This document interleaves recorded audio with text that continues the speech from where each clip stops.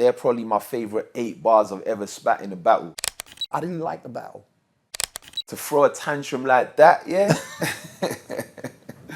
You know, it's got to mean something to you.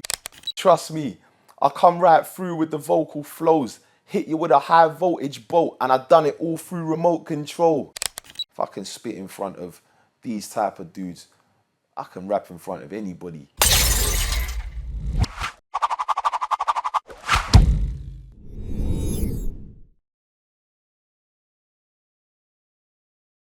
Supporting artists and documenting legacies past and present. Please subscribe to the channel, click on the bell to receive the notifications, spread the word, share the content, and get involved in the comment section below. On today's Sofa Chat, we have an amazing MC who's been through the wars and stepped into the ring with some of the best MCs in the world, some of the best battle MCs in the world for that. And he's not only just survived, but he's defeated them, all of them pretty much. He's also one of the most renowned freestylers you'll probably ever hear. Respected by fans and fellow artists alike, I'd like to welcome to the 521 Sofa Chat the battle MC that I would not want to be stepping in the ring with, because I'd be scared to. The punchline monster that is Tenchoo. Bro, how you doing? Much respect, bro. Appreciate that introduction right there, you know, really kind of make me feel important, you know. I like that, bro. Well, you know what, just to make it clear, you are important, bro. Like, everyone who's contributing to the scene in some way is important. So, and this is why you're here, because we're trying to tell your story and let people know that, you know, guys like you are out there. Yeah, man, you know, just stay dedicated, you know, just stay on it. If you enjoy it, if you like it, then just pursue it, you know, get into it, and you know, you see yourself evolve, like, and it's a journey, you know. What you just said there about dedicated, you know, that word has got the word dead in it. What, because like all the MCs, you've been deaded. You've been on them stages, you know what you've done.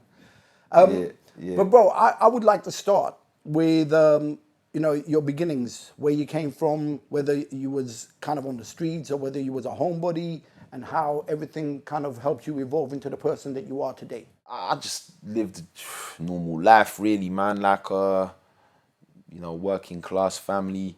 Went to school in the borough of Croydon. I grew up in South Norwood. Attended St. Joseph's College, Crown Point, you know. Never really was too bothered by what was going on in the streets. You know, I was always kind of into my art, you know, and, you know, drawing, writing, you know, playing football. Yeah, I nearly said rhyming, you know what I mean? But it started with more creative writing, you know, and yeah, like, you know, I always appreciated like creativity, even as a young kid. So I was never really into like, you know, making money until I, you know, grew up. I mean, at a young age, I don't think most of the people's minds are on making money. Well, they weren't in our day. Well, maybe now.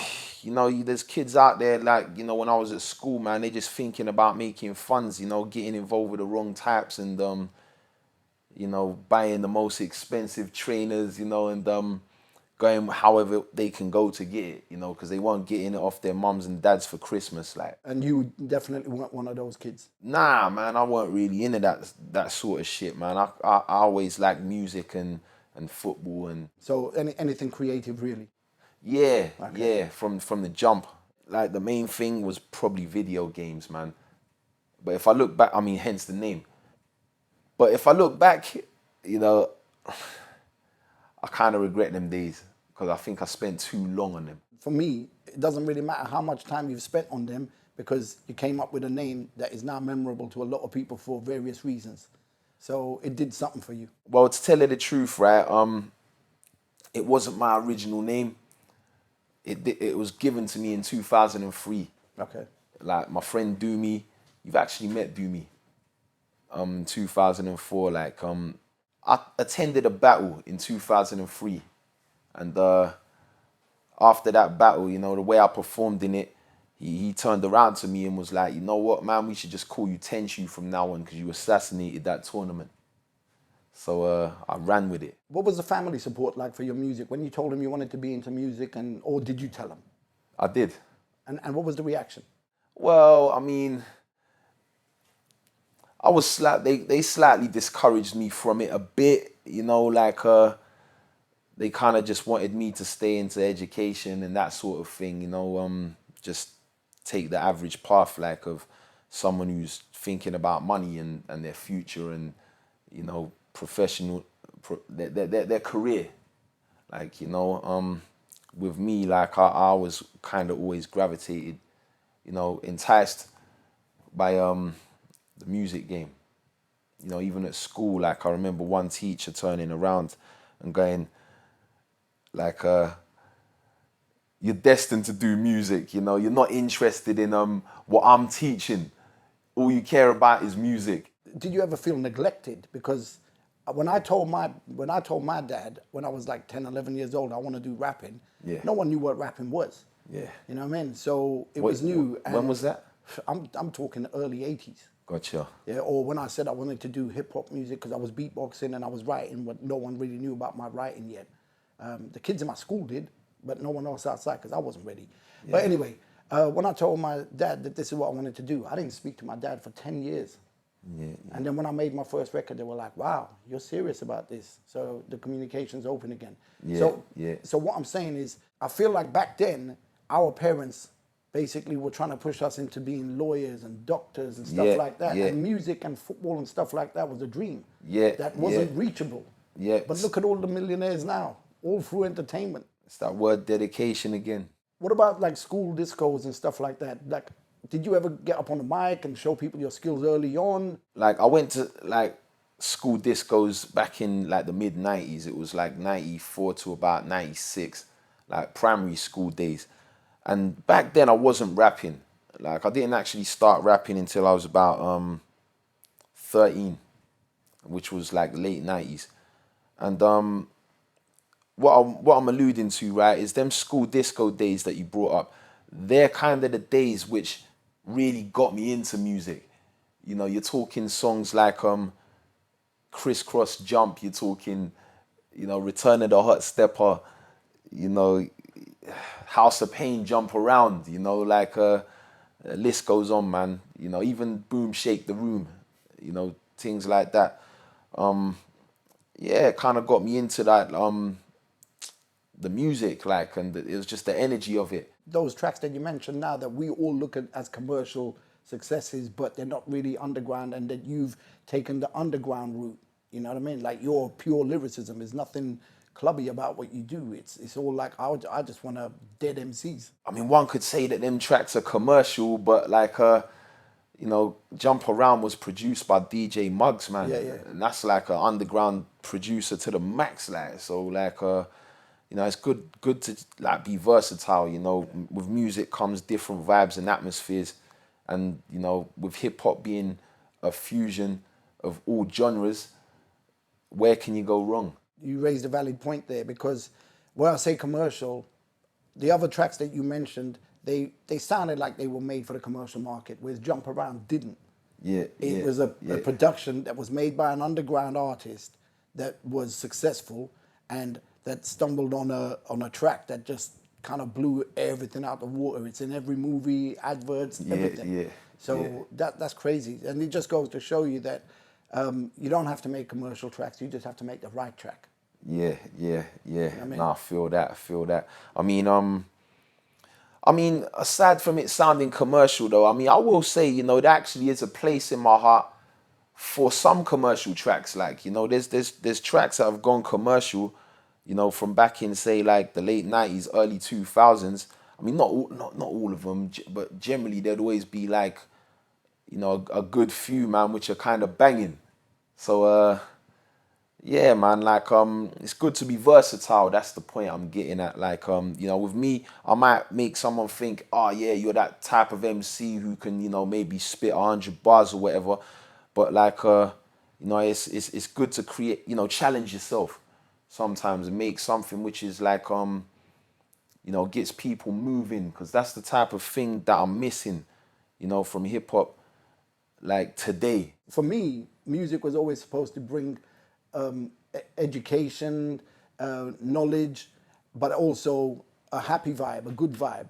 Like it's, you know, it's your drug to get you away from your reality. You see what I'm saying? I don't know if you see it the same way. Around the mumble rap time, it did kind of get me down a bit. Because like it, you know, shit was flooding everything, you know, the mumble rap shit, and I was thinking, wow, what's going on, man? You know, this has been considered hot now. Like, this is what the people are listening to. And when that shit happens, what can you do about it? In some ways, I'm actually grateful for mumble rap because that stuff makes you realize the good stuff. Yep. You know, cause, Yep. and a lot of the UK artists that are out there now, they're doing amazing stuff.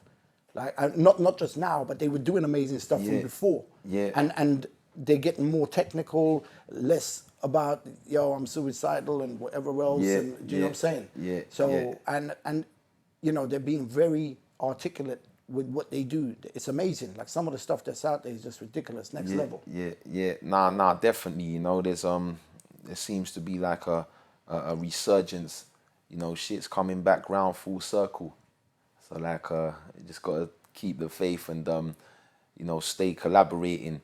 You know, despite the generation, you know, dead all that shit. And you know what's interesting as well is these artists that I'm talking about, yourself included, everyone's self-taught, you know, because the education system wasn't really supporting people that had those kind of dreams and passions and stuff. How do you feel about that? The education system has only started jumping on supporting and setting up schools for music and whatever. You know what? That's an interesting point, man. Because this is the thing, man. Like with a lot of musicians nowadays, yeah, they seem clued up on a scientific level when it comes to making music, and with my generation and the generation before mine and so on, like it was almost like an intangible art form. You know, you kind of had to learn how to flow to beats and learn about rhythm. You know, there was no schools teaching bars and that sort of thing, you know, making A rhyme with B and B rhyme with C. You know, like we kind of had to figure that shit out ourselves. So like, you know, I think that's crazy now that they're putting it in schools. I do think it's a good thing though. You know, it's good that the shit is blown up, but at the same time, you know, I don't want everyone to sound the same. If people learn how to rhyme you know, through being textbook, then like you know, we're in danger of this attack of the clones, ain't it? When we talk about the education system, I mean, there was so much history that was hidden, and the history books taught us what they wanted to teach us. Do you feel that that's basically what's going to happen when they're educating people about music, teaching you what to do? Who knows? Maybe the record labels have all got money invested in this, and you know, they're basically pushing people a certain direction, just so they can use them, throw them away, whatever the reason is. I can't say where things are going, to tell you the truth, right? Because, you know, you look at the last few years and, you know, nobody saw coronavirus coming or anything like that. So, like, I've given up trying to predict the future, like. So you're not Tenchoo? Well, you know what, man? What's mad, right, is I say that, right? I've given up predicting the future, yeah. But there's actually people who come up to me telling me, yeah, that some of my lyrics were prophetic. But back to your point, I personally can't tell where the game's gonna take it. But in my heart, I kind of feel like there's a new generation of MCs coming who are, you know, spitting venom. Yeah, well, yeah, seriously. Some of the stuff that's out there now. We had a kid in here the other day, Jesus, 18, smashed it. Actually, I'm just going to give him a quick plug if you don't mind. Yeah, go ahead. Everybody out there, look out for a guy called Man Like Vision. All one word, Man Like Vision. Yeah, shout out Man Like Vision. But yeah, man, nah, basically like just, you know, it's all about linking up though, you know, like the world, you know, where we're taking it, and you know, what we're doing right here with, you know, 521, like you know, it's all about infrastructure, you know. We're in a matrix right now. I know we had conversations over the last few months and whatever, and at some point you told me that you got into hip hop, then you gave up, and you got into jungle, and then you came back into hip hop. I didn't necessarily try to spit to jungle. I kind of just liked the music. To tell you the truth, man, I didn't understand the concept of flowing well enough to even try to spit to jungle, because It's so fast, yeah, the energy so high. I just like the way it hit you. And I was into that before hip hop. But with hip hop, like that came after jungle, you know, as I said before, the school disco days and that, you know, they weren't playing jungle at the school discos, like, but yeah, that's kind of what I gravitated to after jungle, you know, and I tried to write a verse when I was about, I think I was about 11 or 12, but it was whack. Like, it was totally whack, man. And I thought, you know, it took so much energy to write it and it was garbage. So it kind of made me think, you know what, maybe this shit ain't for me, you know, like, I tried hard and it's just terrible. So like, yeah, I'll just be a fan in it. But after listening to more songs and hearing more releases, you know, Friday night flavors 279 every Friday, I was like, nah, man, I gotta try again, man. I'm enjoying this too much. So I picked up the pen and, you know, started kind of gauge what you got to do to like, you know, make a verse sound good, and, you know, started developing, you know, mad little methods to what I'm doing, and got there. You know what I mean? Started writing prolifically, and yeah, man. You know, kind of took it, you know, to school and that. You know, my classmates started hearing it. They, you know, they all rated me. I was the only one who did it. Like everyone in school, they were more into like the garage thing. So I was known as that guy who was rapping, man, and you know, all sorts of brothers in other years would be coming over like, yo, let's hear a verse, man. And you know, I was at that time I was just happy to bust something for somebody. But don't get me wrong, man, there was mad times where there was like a whole gang of man, and they'd all be like, yo, let's hear a verse, man. And the type of dudes that would tell you if you were whack, like, and but I was never whack, like, you know. And I look back at moments like that and I think to myself, that's kind of what gave me my lack of fear to rap in front of people. Because, you know, to rap in front of a bunch of dudes, yeah, like from inner city London, like you know, And who'll tell you straight, like, if you're not good, they'll just be like, nah, you're shit, blood. yeah, so there's not going to be any words mixed up. It's just going to be straight. Yeah, you know what I mean? And basically, yeah, man, from that point I was like, yeah, you know what, man, if I can spit in front of these type of dudes, I can rap in front of anybody. One time, man, they tried to come over to me and get me to battle this dude, like, who was in the year below, who could freestyle as well. And we had a battle, man. It was like, it's nothing like the battles they doing today. But it was more just like they drop a verse and you drop a verse, like a clash. You know, you drop a verse and they kind of, the crowd make more noise for who they rate more. Have you ever been in any groups? Yeah, plenty. I've been in, my first group was in 2003. Yeah, What was their name? 2003. The name of the crew was Optical Tricks. Sounds a bit like Jedi mind tricks. This is the funny thing, right? We didn't intentionally do that, but looking back at it, I think subconsciously, yeah, we were feeling Jedi mind tricks at the time, and you know, maybe come up with, like, tried to come, because the thing is, right, it weren't me who come up with a name. The crew actually existed already, but I was like a late addition to it. You know, there was like 3 other dudes who formed the crew, and it was around the time I won. You know, I was in that battle that I just brought up earlier, and I came into the crew then, and you know, I didn't even think for 1 second like, oh yeah, this sounds like Jedi mind tricks. But looking back at it, yeah, you know, looking at it, yeah, we were feeling Jedi mind tricks at the time. It is what it is. Did you do any recordings, any releases that we need to know about? We actually recorded an album. Like, yeah, basically, this came out in 2000 and, well, it didn't come out. Oh.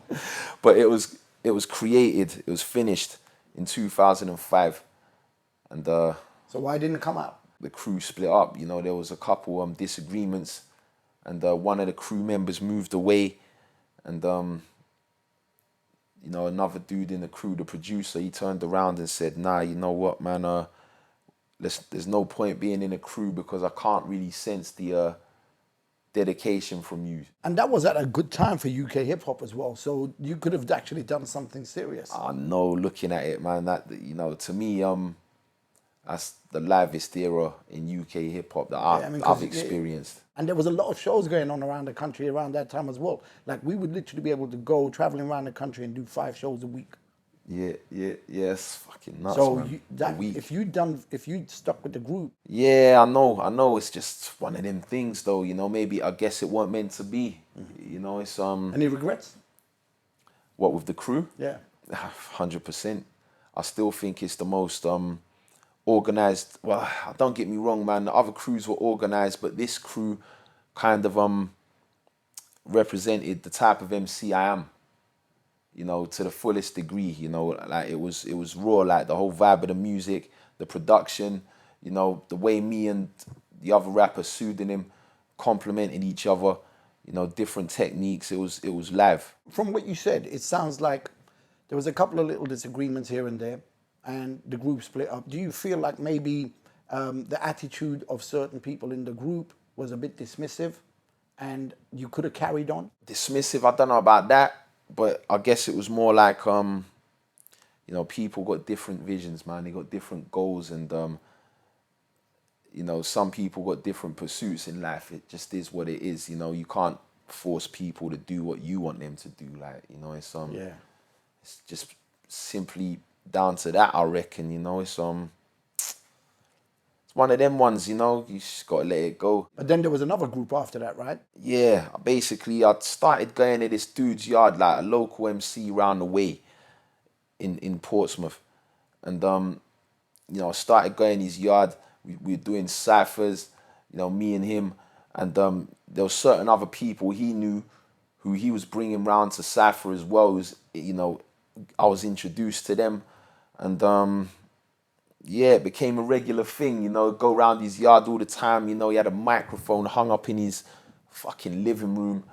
And every time, man, we'd just record that shit, you know. And in the end, we thought, fuck it, man, let's make a crew. You know, there was another dude who came round who was a producer, you know, the same producer from Optical Tricks. I brought him on. And the name of the crew was called Different Manners. What happened to that group? Basically a fallout which occurred one day at a studio session. And after that fallout, you know, the producer weren't really too pleased with what went down in his yard. And in the end, he decided to pull the plug on it because of that. You know, he felt like there weren't a good vibe amongst the crew. And he was like, nah, I'm gonna, you know what, man, I'm pulling out. I mean, you can continue to go on as a crew, but I'm pulling out. And, you know, the minute he pulled out, you know, everybody's gonna drop off, like, because that's, you know, there were 2 producers in that crew, by the way, but we needed 2 producers. It was like, you know, it would go against the name, you know, Different Manners. That was the dynamic of the crew. You know, everything about the crew was like a comparison. You know, it was like everybody was from a different area. And the 2 producers, you know, had different sounds. Where was this? In Croydon or? No, this was in Portsmouth. Okay. Like I moved to Portsmouth in 2001, and before moving to Portsmouth, I never really took spitting as far outside of the classroom. You feel me? So yeah, everything that I'm talking is basically gonna be what was happening in Portsmouth. When the groups, both of these groups split up, where did that leave you? When the second crew split up, I was kind of like, I mean, I was still cool with everybody, so, you know, I weren't that down about nothing.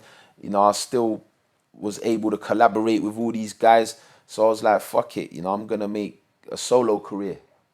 You know, obviously the crew thing ain't meant to work, you know, so from this point forward, fuck it, you know what I mean? I just do it on my own, you know, like you know, I've got the resources. So say a super group, a super UK hip hop group comes along and they go, yo Tenchoo, we want you in the group.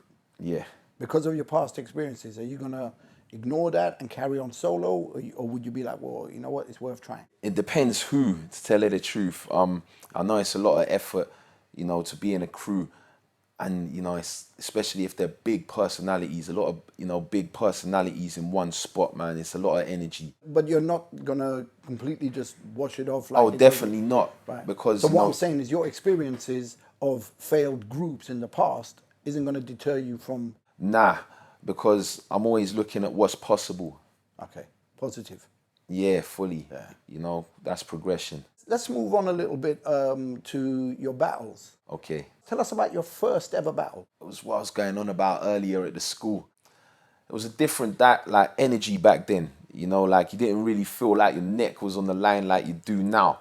And I started becoming aware of that scene in 2003. I'd moved to Portsmouth by then, and there was this dude round the way that I met. He's an MC as well.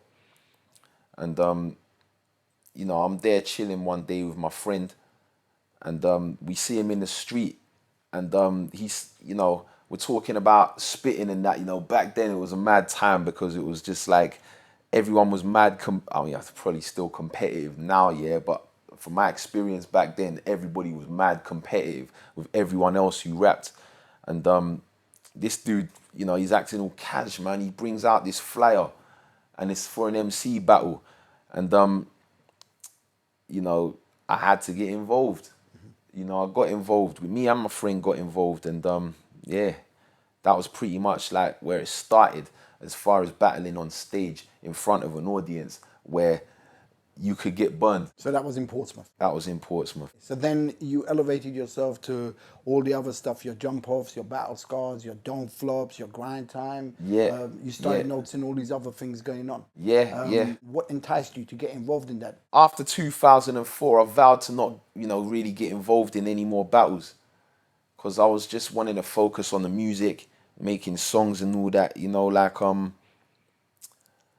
But I think in 2009, right? Well, nah, not even that. It was in about '05. I was aware of what the Jump Off were doing. They were doing the street battles, the WRC tournaments, and then later on after that, Don't Flop come along, and they started doing shit in America, with Grind Time and that. So there was like, a big battle scene growing in the 2000s, and my baby mum, right?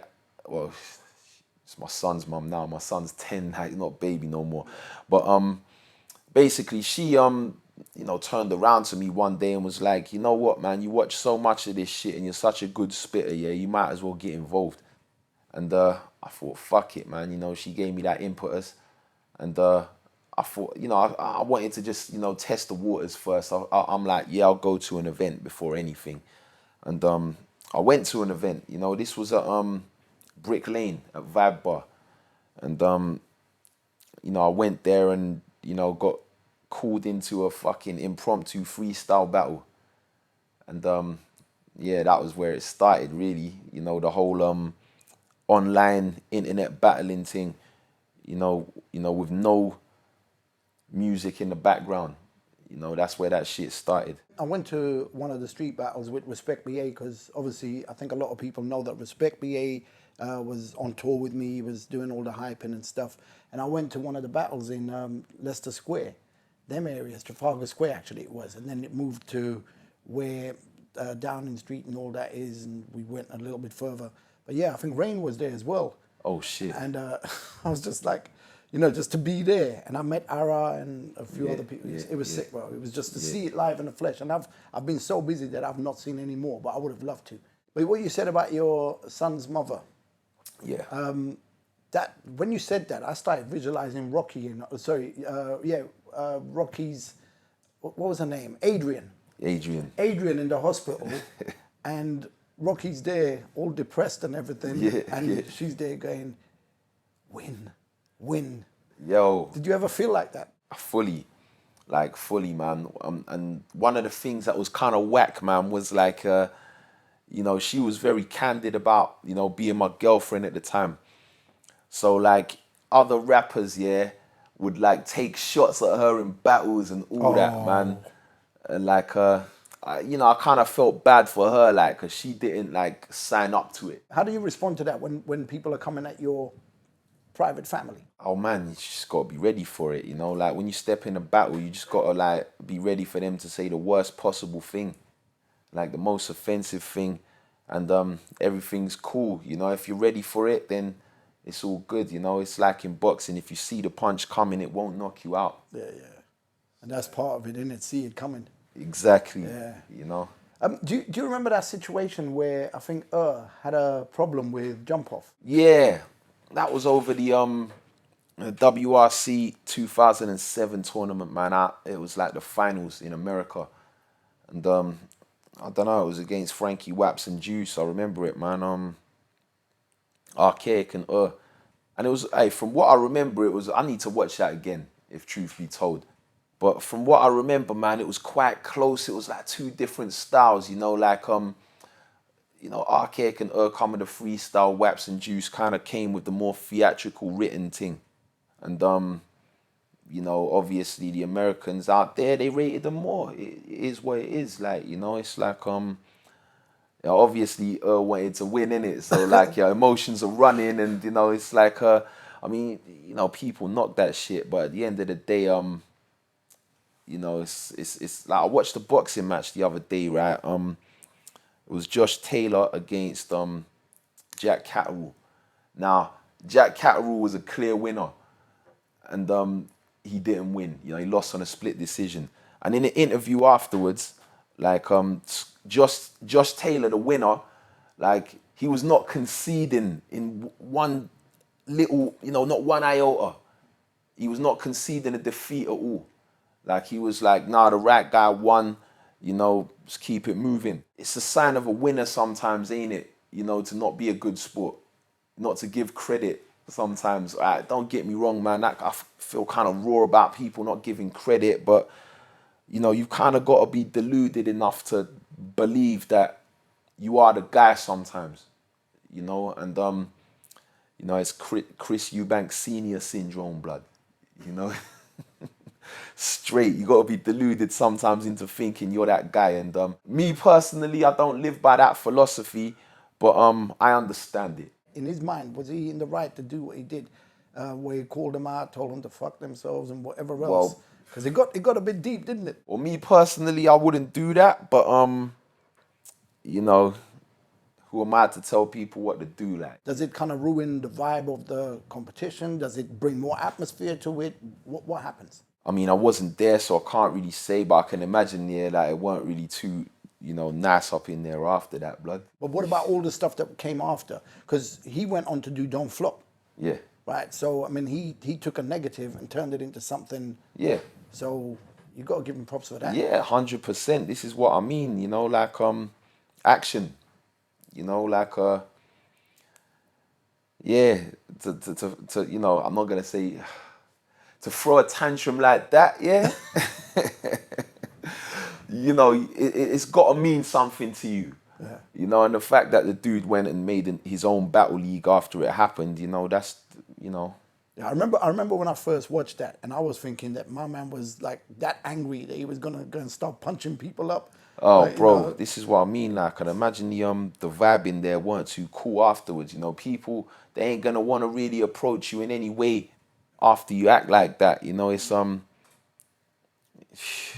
what it is, man. Sometimes, man, people break character. Things happen. Yeah. There was another battle that I saw because obviously one of my good friends was in it as well. Professor Green with Life MC. Right. I mean, I know what my opinion of that was, but what is your opinion? I mean, me personally, right, that battle right there definitely did show the transitional period in when the freestyle format and the written format interchanged. Like Pro Green had that whole method of preparing a line and just mixing it in with some freestyle and just having a few prepared. Whereas Life kind of just went in, straight freestyle and just like, based off of momentum. A lot of the rhymes, were just based on,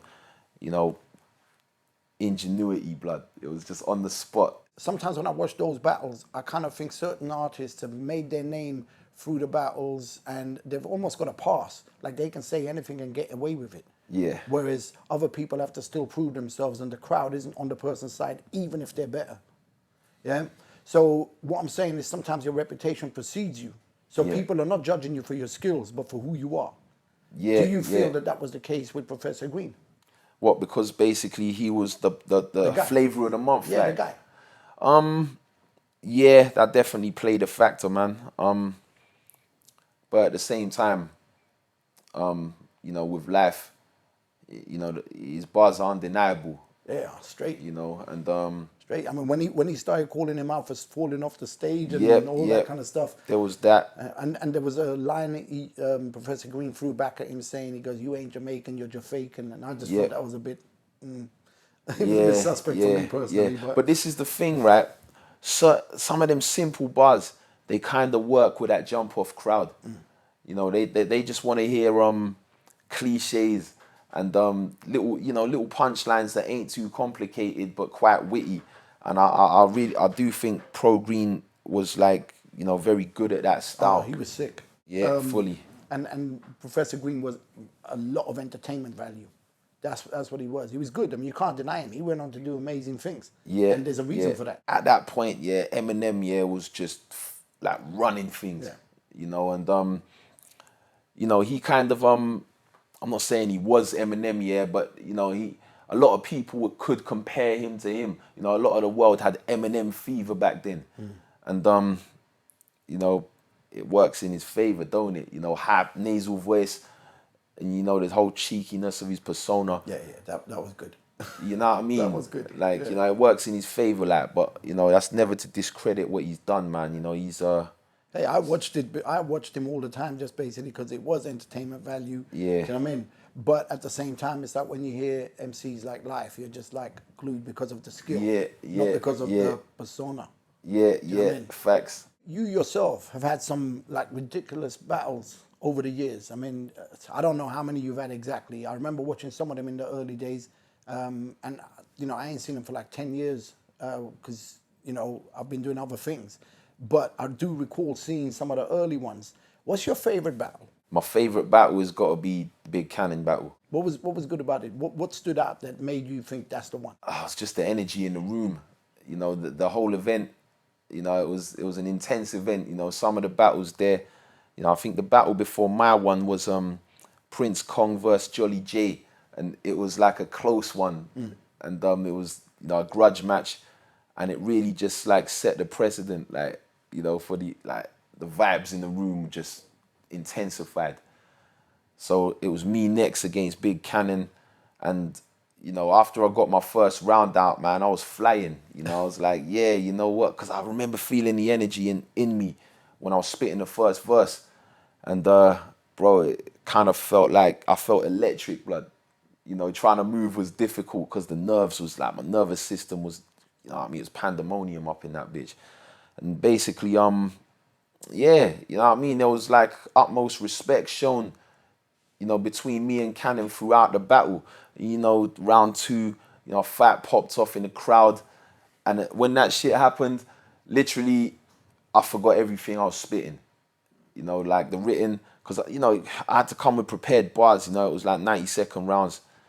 And, I mean, they do even longer now, yeah, but I'm digressing. After everything, resumed and the fight was calmed down and everything chilled out, you know, I decided to freestyle the rest of the second round. And I'll tell you what, man, they're probably my favorite 8 bars I've ever spat in a battle. What, the part where you explained about the fight wasn't because of you? Yeah. Like, you know, I was going on about how, you know, what's it, man? I'm so ill. I started a fight in the crowd and you didn't. Yeah, you didn't. That's it. Yeah, it wasn't you. You didn't. Yeah, they were probably my favorite 8 bars I've ever spat in a battle, man. Bro, they were like, sick. When I saw it at the time, and then I refreshed my memory recently with it because I've been watching loads of battles and whatever, and I saw that and I was just like. But then there's another one that you did. I like the Big Kannon one a lot, but there's another one that you did where, I'll be honest with you, I didn't like the battle because I didn't think it was a battle. Yeah. I thought it was a destruction, Oh gosh. right? And it's unfortunately, and I hate to say this on camera, but it was with one of my favorite MCs of that era that he was about. Oh, I see this coming. Yeah. Copywrite. Yeah. I mean, he came in there so unprepared. And he just came in there spitting verses that he'd written. There was nothing dynamic about it. And you just, like, literally, you took him to the coffin and dug him 12 feet deep. Well, I mean, with Copy, man, like, yeah, I feel like he was adjusting to the format. You know, he weren't quite used to it. I mean, I personally feel that if he'd have just come like how he normally comes on tracks, like, then, you know what I mean, he'd have more than held his own. Like, but I do kind of feel like he was, you know, trying to adjust to that whole battle style that's kind of become known. And, you know, it didn't really go right for him, especially when he didn't remember his bars at one point. You know, started asking the crowd what rhymes with Mardi Gras. And it was a bit like, you know, like when someone chokes in a battle or they mess up or stop rapping, it kind of fucks everything up. Like, and you lose by default unless somebody, you know, your opponent chokes as well, which kind of evens it out. But that wasn't the case here, like, you know. You know what that reminded me of? Like when you're explaining all of that, it reminded me of the Dizaster versus Cannabis. Now, Cannabis is one of my favorite rappers. Yeah, one of the illest. Oh my God. When he dropped that line about taking an old dog and what Dizaster shit. Like, wow. That was dope though. It was some next level shit. That was dope though. You know, so that reminds me of that. And talking of Dizaster, this is a guy that you've battled as well. Yes. In 2011. It was a 2v2 battle. The whole shit lasted about 45 minutes. So yeah, watching that battle, man, is like pretty seldom nowadays. But like yeah, man, it was a great battle, you know, like he came at me, you know, I went at him, and yeah, man, you know, Lego did his thing, as did Awkwards, you know. Shit was fun.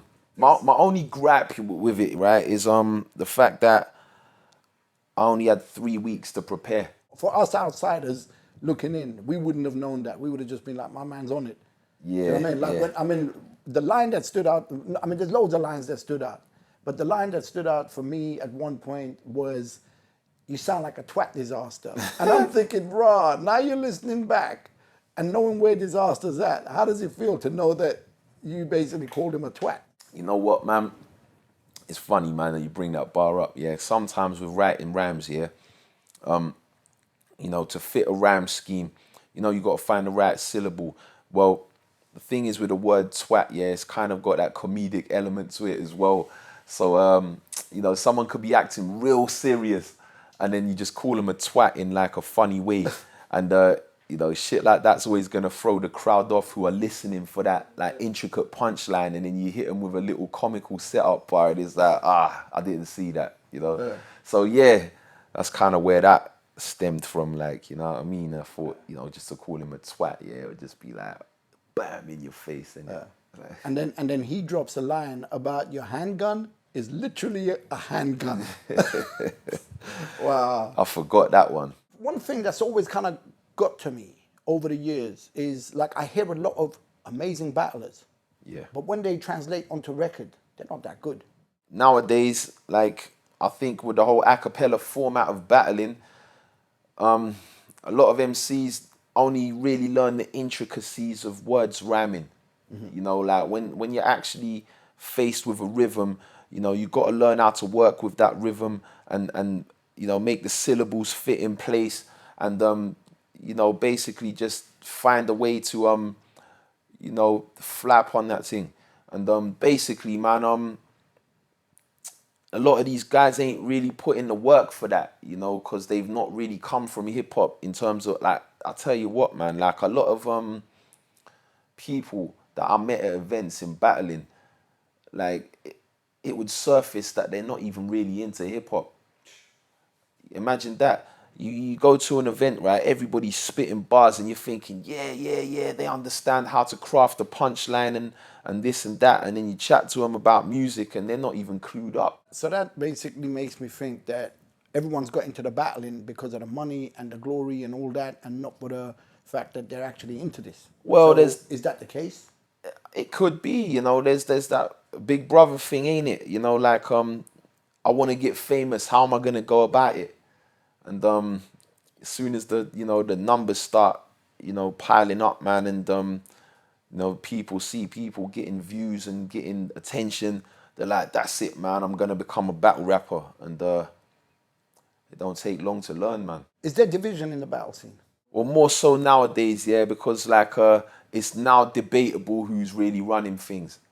Like I ain't gonna really speak on that, yeah. I'll let the people decide, but there was one point, yeah, where Don't Flop were the undisputed, movement, as was Jump Off at one point. But nowadays, it's kind of up in the air. And I'd say there's division in that sense. But, that comes with competition, don't it? I don't really think any of these people got beef with each other. Do you not think that just kind of makes it more healthy? I don't think it makes it more healthy because,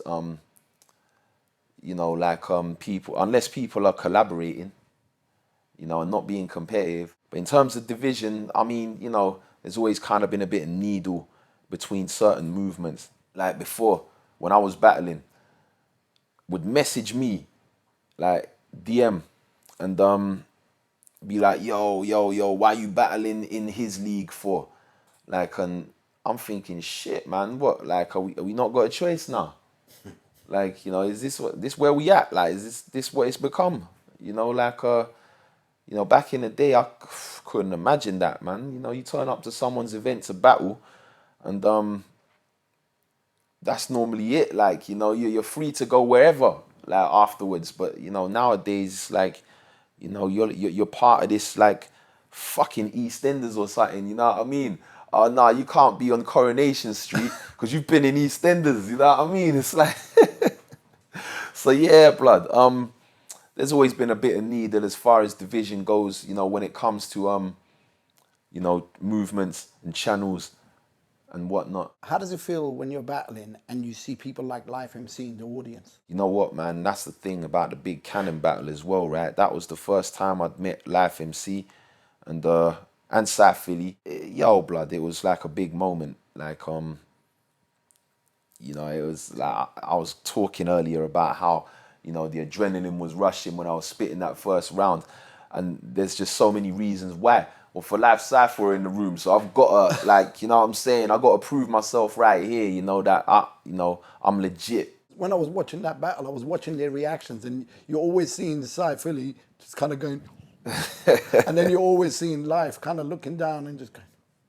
Yeah, like, yeah, and I'll tell you, know. what's nuts, man, is they both looked about 10 foot tall, man. When do you think the battle scene really changed? Maybe late 2011. Like there was the battle with Blizzard and Mark Grist, which is like a like a classic battle for Don't Flop, because I swear it was like the first to get 1 million views, if I recall correctly, and hey, it was great, man. Props to them. I hope they got theirs.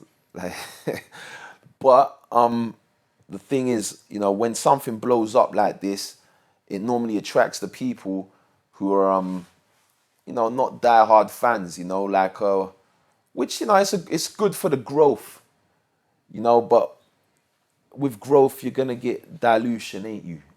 Like things are gonna get diluted a bit. You now have got to start thinking like a businessman. You got to start thinking about numbers and how you're gonna maintain, and it was good for the growth of the company. But then a lot of the MCs started changing, and there was I'm not gonna say they were worse, like by no stretch of the imagination, but like the type of heads you'd get before were normally the type of guys who were working on music as well. The type of guys and girls, may I add, you know what I'm saying? It's not just dudes up in there, like, but yeah. I mean, we've discussed like some of the battles and everything, but we haven't actually discussed the preparation for some of these battles. Yeah. So what do you do to prepare? Like, I mean, do you go walking on coal, hot coal, and better nails? It feels like it. Yeah. You see this floor that we're here. Respect Me A used to do his rehearsing for his battles, so I've seen what you guys go through. Yeah, But I'd like for the public to see what you go through. That it's not just basic writing and then hoping for the best kind of thing. That there's an art to it. There's a skill to it. Well, like with me, it changed over the years. Like, you know, back in the early 2000s, you know, like earlier on, I mentioned Pro Green, right? I'm talking about the way he'd, you know, battle life and come up with that style of freestyle mixed with some premeditated punchlines. Well, that was kind of the style back then. But as time went on and, you know, writing bars became more accepted, you'd have to do your research. You know, you'd have to kind of know who you're going against. You find out something about them, and you basically just come up with as many bars as you can, which is relevant to them. And that would normally be what would score you points around that time. And you know, it could be jokes, it could be bars, it could be whatever. You know, like but what I didn't rate, yeah, is it started getting to a point where shit got deep. Like, you know, people really started getting personal with the bars that they were saying. People would be researching people's lives, man, you know. And you know, I was kind of whack, if truth be told. Like, but you know, for a while it was the climate of the game, wasn't it? So you kind of had to go down that path. So have you ever felt like shooting, stabbing somebody after some battle, like, you know, you really just want to go kill them and stuff? Tell you the truth, man, there was a few times, right, where you know, like my son's mum got brought up in battles several times, and I was not okay with this. You know, I was totally not okay with this. But you can't let them, you know, see it. You know, you still got to you know, just roll with the punches, innit? You know, you take it on the chin. But yeah, I'd say there were a few times I got mad. You know, there were a few times I fought things, but you got to respect the game. Did you ever come to blows with anybody? Nah, I never come to blows with Did nobody. you feel like it? Nah. But what I did do, right, was I think after the battle with Dizaster, I actually did approach him about, you know, going at my son's mum. And he apologized. Like he looked like he meant it. He looked like he really meant it. But it did kind of make me feel like, damn, bro, why did you have to go there for that? It's like, too personal. Yeah, like, you know, you're better than that, man. But in a way, it is kind of his style. I mean, he was one of the dudes I first heard getting personal. Yeah, he's a beast, man. Yeah. So I halfway expected it. Look at what happened to him and Math Hoffa when they had that fight as well. Because obviously, building up to it, Dizaster was kind of saying, I'm going to do it. So when Math Hoffa was going, do it, he did it. You know, throwing hands in battles is like one of them things, man. It's, you know, you got to respect the rules, really. You know what I mean? You got to respect the rule. I understand, though. I can understand how it can happen. You know, I've seen it many times, but you know, their rules ain't there. You know, it's boxing, man. You kick someone in boxing, what then? Yeah, it's not the game anymore, is it? I mean, if after the battle, you can do what you like, you know, but while you're in the battle on stage, it's like, you know what I mean? But it's happened many times, so, you know, that's just how I would deal with it. At the moment, you haven't done any battling for a while and everything, and you haven't really been out in the public eye the same way you were when you were young. Do you feel like you're forgotten a bit? And do you feel like you're being ignored, neglected? You know, like as an artist, how do you feel? Now, to tell you the truth, right, you know, battling is a different demographic, you know, there's a different crowd. You know, a lot of them fans, you know, they're not really listening to UK rap. You know, it seems kind of like the two ain't part of the same family no more. It's strange. Was it ever? Good question. Well, when there was music over, like the battling, you know, you had to do it to an instrumental. There was, like, I think there was, because, you know, it's all about your flow and your timing, and I think all MCs can appreciate that, you know, but with this whole a cappella thing, you know, I've got friends, man, who listen to music and ain't really into battling, and they'd always say to me, nah, I'm not really into it, Tenchoo, you know, it's like it's not my sort of thing, you know, and I'd bring them events and whatnot, but they'd be like, yeah, I'm not really into it, you know, I can't really listen for as long as they're making them spit. Whereas, you know, when there was instrumentals you had to rap to, it would be what, like 45 seconds to a minute, and I think that's kind of like you know, it's changed, ain't it? You know? So would you say it's kind of fake now? Well, there's definitely an element of theatre there, you know, and that's great for the theatre crowd, you know. But So choreographed a bit like wrestling. yeah, well, not entirely, because you don't know what the other person's gonna say. But you know, there's an element of theatre there, man. What is what I truly believe, and yeah, like to call it fake. I mean, I'm not gonna call it fake, but yeah, it's not necessarily the you know, why I got into battling. Even though certain people have told me I'm theatrical, but Bro, the way you demolished Copywrite about his nose. see, this is the thing, man, with battling. It's you know, like, you know, being able to attack someone with a line that kind of sounds like the last one, but it's different. It's you know, I always get tickled by them sort of approaches from MCs, like, you know, them guys who, you know, I think it was a line back in the day at Scorsese said, man, ram so deep, I battle all day with the same line. Things like that right there, that's a method, you know. Yeah. So yeah, Coming from scores as well. yeah, Like, you know. yeah. Would you ever get back into battling? It don't really interest me, man, if truth be told. Like you know, life's changed. You know, I've changed as a person. You know, I was a bit of a joker back then. You know, nowadays, you know, I'm thinking about survival, blood. Yeah, you know, I'm trying to eat, man, and you know, thinking about my son and the type of role model I'm gonna be to him, and you know, battling's all fun and that, but yeah, you know, I'm pleased with what I got and what I've achieved from it. What's the point? Most of the people that I know that have achieved stuff or gone on to do things, there's always been something that's triggered that. Yeah. So what triggered you to do this? I mean, there must have been a point you woke up and go, nah, I'm going to do something to change my life. As far back as primary school, right? Maybe even infant school, blood. Like, there were times, right, where I'd always look at the stage and think to myself, yo, that stage has got to get used, but how am I going to do it? You know, and I think from then on, like, you know, I've kind of found what I do in it. Like, you know, I found my niche, and it kind of stemmed from then on, really. You know, after I started, you know, I found what I was good at. Yeah. To get the courage to get out there and actually do it, you know, a couple things happened, you know, in the early 2000s, you know, like, you know, certain close family dying and, or going to prison, you know, basically, yeah, man, it was kind of like an incentive for, like, you know what, man, just get up, get out there, stop feeling depressed, and actually, you know, make stuff happen.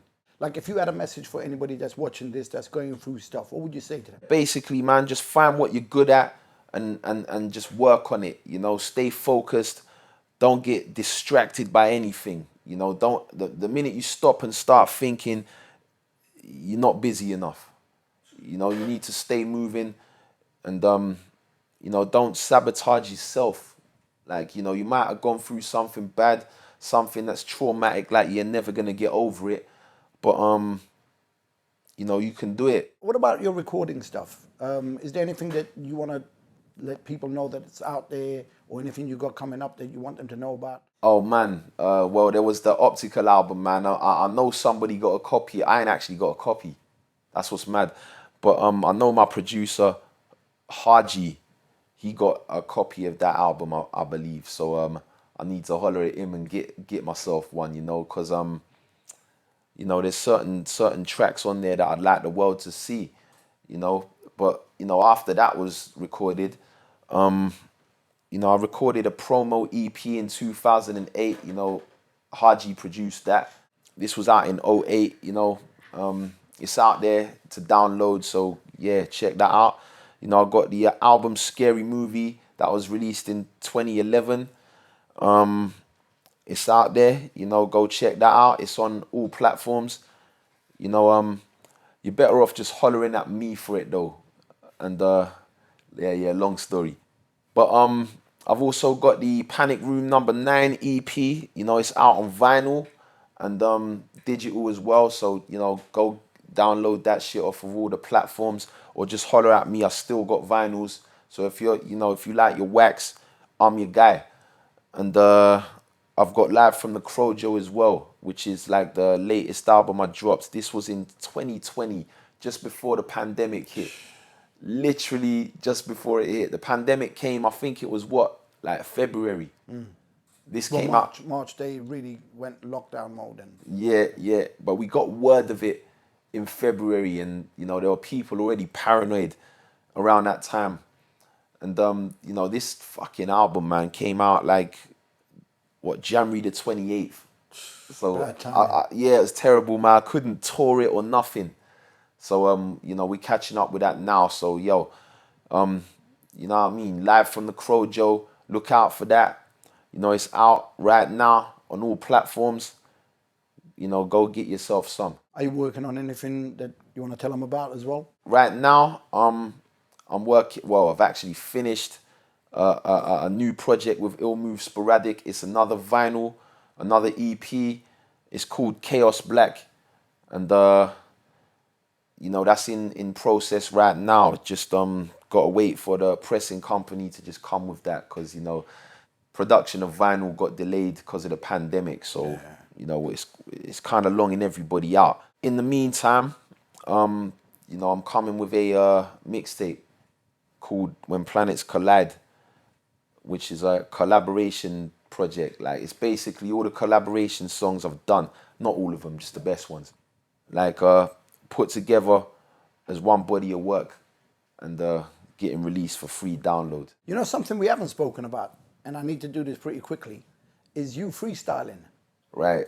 So how did you get to that level of skills? Like, it's ridiculous. I've seen you right in front of me. I remember when like the days when I first started putting it together, like the freestyle. Like, I could never do it in the beginning. You know, I was a writer at first, but I think I was about 16 years old when I started, you know, becoming fluent with freestyling. And it got to a point, right, where, you know, I needed beats. I didn't know anybody who made beats back then. You know, there was instrumentals, but you know, getting instrumentals was hard back then. You know, you had to buy a single and hope there was an instrumental with it. And that's kind of where it began. You know, I got tracks like you know, what's it, man, Keith Murray, Incredible, you know, Cannabis, How Come, you know, amongst many, with like little instrumentals that came with singles. And you know, I'd just sit down with them instrumentals and I'd just test myself. You know, I'd be sitting down and trying to put it together. And it got to a point where I was like, you know what, even if I mess up, just keep going. And that's the advice I give anybody who freestyles, you know, who's a writer, who knows the mechanics of rhyming, but ain't quite got the confidence to push themselves off the top when a beat's running. I always just encourage them by saying, you know what, if you mess up, just keep going, man. And you know what? I have to say it on camera. Thank you for doing that, because like the entertainment levels that you brought, you know, because you took that into the battle arena, you took that into everything. Performances, and like I said, I've seen you directly in front of me, so I know, like I was handing stuff to you. Yeah, You know what I mean? yeah. Just really quickly, I want you to do a little freestyle here, if it's cool. Right now? Yeah, right now. Yeah, man. So I'm gonna throw words at you. I don't know what I'm gonna say. I'm just gonna throw words at you, and you say it. You go into it. Yeah. All right. Fire away, bro. Fire floor. away. All right, just a little sip. You know, I spit it raw. MCs, they're dead before they hit the floor. And we're talking flaws. That's a piss take. Because when I look at them, I see flaws, mistakes. Ceiling. It don't matter, man. Sip blood like Darjeeling. MCs, tiger uppercut, bang through the yard ceiling. Water bottle. It don't matter, man, because I'm more colossal. And MCs, they see through like the 521 water bottles. Trust me, I come right through with the vocal flows, hit you with a high voltage bolt, and I done it all through remote control. Camera. You know it, bro. I'm an ambassador, and this is history getting recorded on your damn camera Red right trainers. now. You know that I dissect fakers, and I leave blood all over your shoes looking at blades, red trainers. It don't matter, to me you're just a spectator. And right now, Tenchoo, yeah, I'm the next Slayer. Yeah, killing dragons. I got that different talent. Yo, I got what your shit just hasn't. So go ahead, off goes your head. My mind open up kinda like a sofa bed. Push you to the point you know you're dead. The shit's getting runny like yolk in eggs. You can't see me because my flow's not effort driven. And right now I'm just giving you a big picture like a flat screen television. Make your head start spinning like a goddamn exorcism. I ain't gonna stop until I'm one of the best that's living right now. Trust me, because I'm coming with a full clip. And I don't even need to have a massive nose to start smelling the bullshit. Because right now we rule shit. Hit hard like a mule kick. Right now, man, you're getting high off of these fuel drips. Headphones. Right now. Yeah, light-skinned dudes repping for the red boned. You can listen to my album transmitted on your headphones. Trust me, I dissect clones. MCs off the top, they're getting their head blown. Finish 'em. Pause. Right now, I'm killing them. Yo, dead in your whole curriculum. Mortal Kombat fatality the way that I finish them.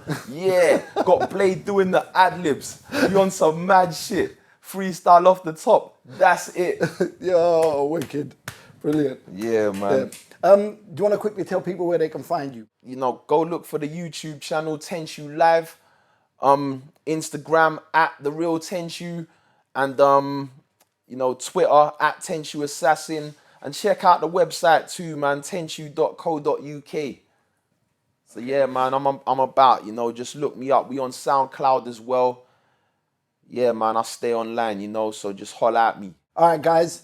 To keep up to date with Tenchoo, follow him on all his connection pages. Check the links in the description below. Please subscribe to the channel. Click on the bell to receive the notifications. Spread the word, share the content, and get involved in the comment section below.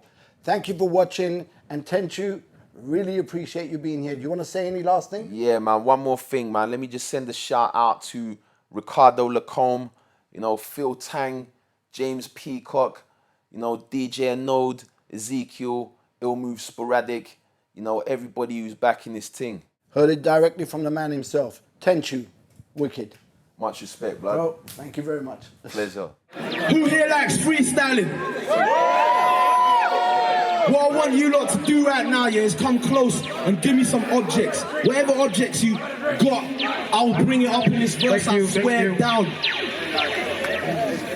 Okay, we ready, man, we ready. DJ Node on the beat. Alright. Yo. Alright now. Yo. Right now, you know I do it on the spot. Yeah, it's gonna pop like a bottle top. Trust me, you know that the flows are sharp. I'm so ill, you might need a COVID mask. Trust me, you know I snatch a rapper's soul. I use a COVID mask as a fucking catapult. Right there, you know I might just hack it. For a minute, I thought it was a high-vis jacket, but no. I come right through like laser tag. It ain't high-vis, it's actually the Jamaican flag. Right there, rock the place. Big up Rain, aka what's his face? Right there, battle legend from 05. Tenchoo on the mic, you know I'm so live. Trust me, my damn brain's hostile. You're fucking Fosters, I'm a champagne bowl. You don't act like you're ever on the level yet. Come to Tenchoo, yo, you might get a severed head. You might get murdered from the fucking first bar. I put it in your girl like I insert card. Right there, yo, I'm slaying jokers. Got cards right now, I ain't playing poker. Trust me, I don't rep with guns, my friend. Right now I'm repping it, yeah, 1:10 on his phone. You know you could sever clicks. Now never this, my album worth more than 20 quid. Right there, I kill it in a battle. But in the old school days, we used to call it an apple. More. We about to give MCs what they be coming for. We about to do it hard. Yo, I'm not a superstar. I'm like Mike Bruin with a student card. Yo, you know that I burn a faker. Terminator. Give me these shades, I'll turn into Terminator. Right now, I'll call you with a circle later. Oh man, this shit here is urban flavor. Yo, I don't got a bag of skunk, but if I hit that, I'd probably need an asthma pump. Yo, crisscross, I'm back to front. MCs, they gonna have to catch a punch. Cause right now, my flow's larger. Keep it like an iPhone charger. Cause I'm flowing like electricity. On the microphone, I flow with authenticity. But don't act like I ain't coming much iller. I still hold more keys than a drug dealer. Right there, yo, let me give them back. Yo, this the lighter, yo, where the spliff is at. Right now, yo, this is a clip of fact. Trust me, bullets, I've got a clip of raps. Right there, you can go and take it. Tenchoo on the mic, yo, I'm never on no fake shit. Trust me, on the mic I'm rhyming kinda good. Give me a golf club, I'll turn into Tiger Woods. Right there, Tenchoo, I'm nicely hood. Yo, battle T, you get your title took. Trust me, you know that I can rhyme sharp. Yeah, my mind large, sipping out a wine glass. Trust me, I don't really drink much. I'll make an exception. I nearly choked because it was red hot. Battle Tenchoo, they get played like an Xbox. Oh man, nah, I ain't getting my breath watch. Nah, never that. That felt like domestos. Trust me, you know I'm a little freestyler. I leave your head spinning like a weed grinder. I flow like a sea liner. I'm like Black Rat Street Fighter. I can't see it, I need to take the glasses off. You better believe it, trust me. You know that I'm scorching a faker. Cause on the mic, I was born to be a gamer. Right there, in his shirt, I bring a verse. Trust me, I'll be one of the illest herds. Yo, and I don't stay sane. My mind's got it locked up, cause I've got a chain brain. Right there, you know that I defeat raps, defeat cats. He gave me the weed bag. Trust me, you know that we wrecking twats. I got a song called Empty Bag, go and check that track. Right there, I hope you've seen it. Trust me, Tenchoo's ill, you won't believe it. You can say what you want to say, but it's rare that you'll be getting continuous airplay.